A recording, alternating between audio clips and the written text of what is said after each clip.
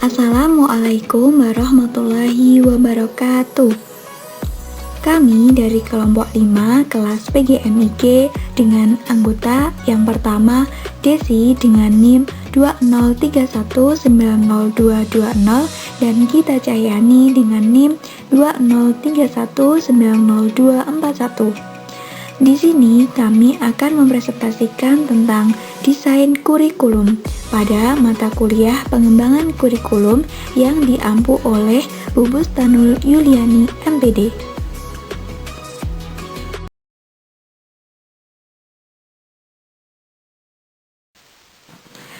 Pertama, kita akan membahas mengenai desain kurikulum sebagai disiplin ilmu. Model desain kurikulum ini disebut juga model kurikulum subjek akademis yang penekanannya diarahkan untuk pengembangan intelektual siswa. Disiplin mengacu pada salah satu bidang penelitian keilmuan seperti sains, kemudian matematika, sejarah, fisika, biologi, psikologi, dan kesusastraan. Tetapi tidak termasuk seni, akuntansi, dan kesejahteraan keluarga. Artinya, desain disiplin ilmu ini mengharuskan pemakaian metode yang dipakai ilmuwan bidang ilmu tertentu dalam mengajarkan konten disiplin ilmu. Misalnya, ketika ada siswa yang ingin mempelajari sejarah, maka ia harus melalui pendekatan yang dilakukan sejarawan. Kemudian, ada yang ingin belajar biologi, maka ia belajar biologi dengan prosedur sebagaimana yang ditempuh oleh ahli biologi. Nah, materi pembelajaran dalam desain disiplin ilmu ini disusun sesuai dengan tingkat perkembangan siswa. Selain menentukan materi kurikulum, para pengembang juga menyusun bagaimana melakukan pengkajian materi pembelajaran melalui proses penelitian ilmiah, sesuai dengan corak atau masalah yang terkandung dalam disiplin ilmu. Jadi, dengan demikian, dalam desain model ini bukan hanya diharapkan siswa semata-mata dapat menguasai materi pelajaran sesuai dengan disiplin ilmu, akan tetapi juga melatih proses berpikir siswa melalui proses penelitian ilmiah yang sistematis. Nah, dalam implementasinya, strategi yang banyak digunakan adalah strategi ekspositori. Melalui strategi ini, gagasan atau informasi yang disampaikan oleh guru itu disampaikan secara langsung kepada siswa. Selanjutnya, siswa akan dituntut untuk memahami, kemudian mencari landasan logika, dan dukungan fakta yang dianggap relevan. Siswa dituntut untuk membaca buku-buku atau karya-karya besar dalam bidangnya untuk dimengerti, dipahami, dan dikuasai. Selanjutnya, penguasaan materi disiplin ilmu itu akan dijadikan kriteria dalam keberhasilan implementasi kurikulum. Nah, evaluasi yang digunakan dalam kurikulum ini juga bervariasi sesuai dengan tujuan mata pelajaran. Nah, salah satu contoh kurikulum yang berorientasi pada disiplin ilmu atau disebut juga kurikulum subjek akademis adalah Main a Course of Study atau MACOS yang dirancang untuk memperbaiki proses perbaikan pengajaran ilmu-ilmu sosial dan humanitas. Kurikulum ini diperuntukkan untuk siswa-siswa sekolah dasar yang tujuan utamanya adalah perkembangan intelektual, yaitu membangkitkan penghargaan dan keyakinan akan kemampuan sendiri dengan memberikan serangkaian cara kerja yang memungkinkan anak mampu menganalisis kehidupan sosial walaupun dengan cara yang sederhana. Nah, terdapat 3 bentuk organisasi kurikulum yang berorientasi pada disiplin ilmu. Yang pertama ada subject-centered curriculum. Artinya, bahan atau isi kurikulum disusun dalam bentuk mata pelajaran yang terpisah-pisah. Contohnya, seperti mata pelajaran sejarah, kemudian ilmu bumi, matematika. Nah, mata pelajaran itu tidak berhubungan satu sama lain. Karena pada pengembangan kurikulum di dalam kelas atau pada kebiasaan belajar mengajar, setiap guru hanya bertanggung jawab pada mata pelajaran yang diberikan. Kalaupun semisal mata pelajaran itu diberikan oleh guru yang sama, maka hal ini juga dilaksanakan secara terpisah-pisah. Kemudian, tipe bentuk organisasi yang kedua ada Subject Correlated Curriculum. Artinya, pada organisasi kurikulum ini, mata pelajaran tidak disajikan secara terpisah. Akan tetapi, mata pelajaran yang sejenis atau memiliki kedekatan dikelompokkan menjadi satu sehingga menjadi suatu bidang studi. Seperti contohnya, mata pelajaran geografi, kemudian sejarah, ekonomi itu dikelompokkan menjadi satu dalam bidang studi IPS.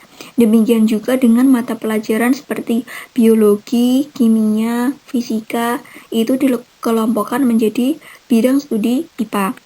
Kemudian tipe bentuk organisasi kurikulum yang ketiga ada Subject Integrated Curriculum. Nah, pada organisasi kurikulum yang menggunakan model integrated ini tidak lagi menampakkan nama-nama mata pelajaran atau bidang studi. Di sini belajar berangkat dari suatu pokok masalah yang harus dipecahkan. Masalah tersebut kemudian dinamakan unit.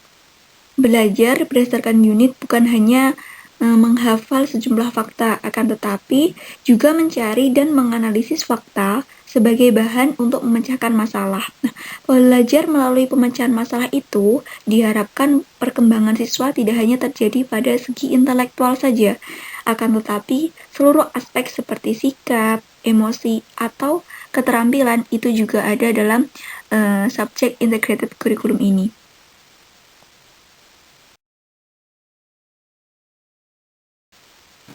Yang kedua, kita akan membahas tentang desain kurikulum berorientasi pada masyarakat. Perlu kita ketahui bahwa asumsi yang mendasari bentuk rancangan kurikulum ini adalah tujuan dari sekolah untuk melayani kebutuhan masyarakat. Oleh karena itu, kebutuhan masyarakat harus dijadikan dasar dalam menentukan isi kurikulum. Nah, di sini ada 3 perspektif desain kurikulum yang berorientasi pada kehidupan masyarakat. Yang pertama ada perspektif status quo, di mana pada rancangan kurikulum ini diarahkan untuk melestarikan nilai-nilai budaya masyarakat. Dalam perspektif ini, kurikulum merupakan perencanaan untuk memberikan pengetahuan dan keterampilan kepada peserta didik sebagai persiapan menjadi orang dewasa yang dibutuhkan dalam kehidupan masyarakat. Jadi dalam perspektif ini, peserta didik nanti akan mendapatkan sebuah pengetahuan dan keterampilan guna untuk persiapan ketika nanti mereka sudah dewasa. Dan ketika sudah dewasa, mereka tentu akan dibutuhkan dalam kehidupan masyarakat. Yang dijadikan dasar oleh para perancang kurikulum adalah aspek-aspek penting dalam kehidupan masyarakat. Kemudian perspektif yang kedua ada perspektif pembaharuan. Dalam perspektif ini, kurikulum dikembangkan untuk lebih meningkatkan kualitas masyarakat itu sendiri. Kurikulum reformis menghendaki peran serta masyarakat secara total dalam proses pendidikan. Pendidikan dalam perspektif ini harus berperan untuk mengubah tatanan sosial masyarakat.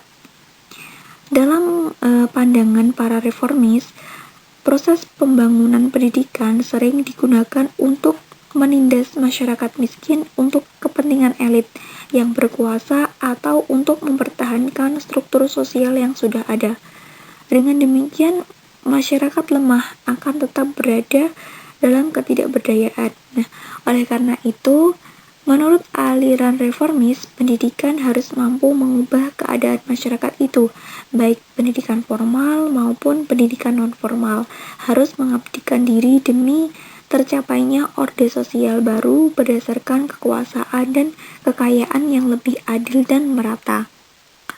Kemudian perspektif yang ketiga ada perspektif masa depan yang sering dikaitkan dengan kurikulum rekonstruksi sosial yang menekankan kepada proses mengembangkan hubungan antara kurikulum dan kehidupan sosial, politik, dan ekonomi masyarakat.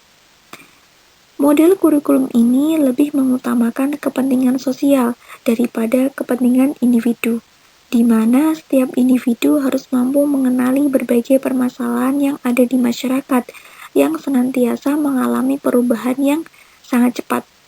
Dengan pemahaman tersebut akan memungkinkan setiap individu dapat mengembangkan masyarakatnya sendiri.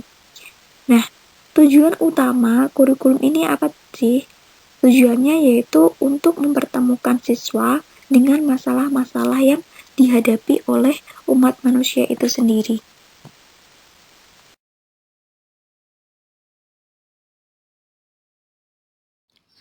Nah, teman-teman, selanjutnya kita akan membahas tentang desain kurikulum yang berorientasi pada siswa.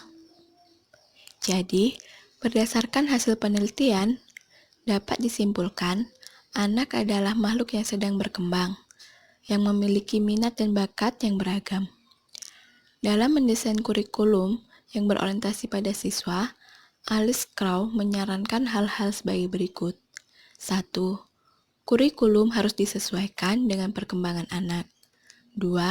Isi kurikulum harus mencakup keterampilan, pengetahuan, dan sikap yang dianggap berguna untuk masa sekarang dan masa yang akan datang. 3. Anak hendaknya ditempatkan sebagai subjek belajar yang berusaha untuk belajar sendiri. Artinya, siswa harus didorong untuk melakukan berbagai aktivitas belajar, bukan hanya sekedar menerima informasi dari guru. Yang terakhir yaitu, diusahakan apa yang dipelajari siswa sesuai dengan minat, bakat, dan tingkat perkembangan mereka.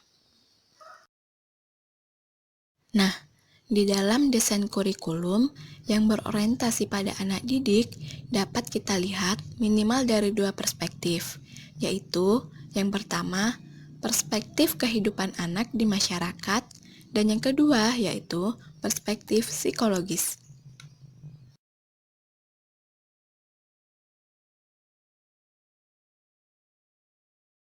Nah, selanjutnya kita akan membahas tentang desain kurikulum teknologis.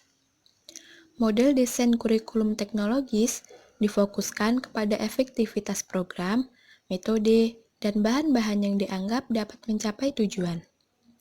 Sisi pertama yang berhubungan dengan penerapan teknologi adalah perencanaan yang sistematis dengan menggunakan media atau alat yang dalam kegiatan pembelajaran. Kurikulum ini memiliki karakteristik sebagai berikut. 1. Belajar dipandang sebagai proses respon terhadap rangsangan. 2. Belajar diatur berdasarkan langkah-langkah tertentu dengan sejumlah tugas yang harus dipelajari. Dan yang ketiga, secara khusus, siswa belajar secara individual. Meskipun dalam hal-hal tertentu, bisa saja belajar secara kelompok. Terdapat organisasi bahan pelajaran dalam kurikulum teknologis yang memiliki ciri-ciri.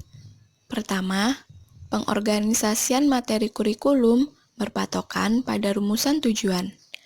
Kedua, materi kurikulum disusun secara berjenjang. 3. Materi kurikulum disusun dari mulai yang sederhana menuju yang kompleks.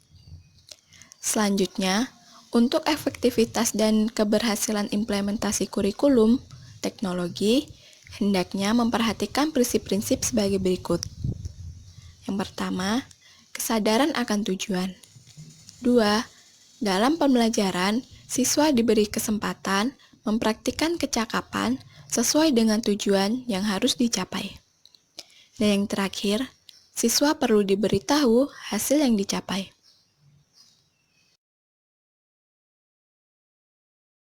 Baiklah, mungkin hanya itu yang dapat kami sampaikan. Mohon maaf apabila terdapat salah kata, baik yang disengaja atau tidak disengaja.